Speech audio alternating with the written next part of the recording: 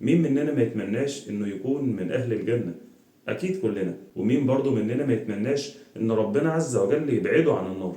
اكيد برضو كلنا. انا النهارده جايب لك ذكر لو داومت عليه الجنة هي اللي تدعي لك بانك تكون من اهلها، ومش بس كده، ده النار كمان تدعي لك بانها تكون محرمة عليك. ازاي الكلام ده؟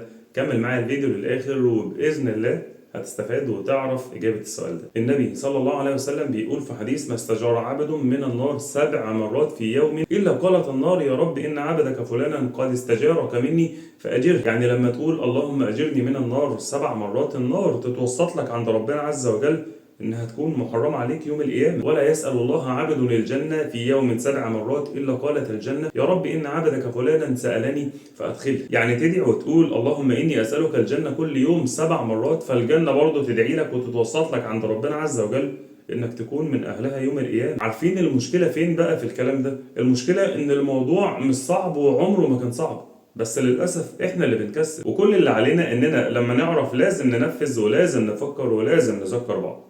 ادينا اهو فكرتكم، الدور والباقي عليكم. سلام.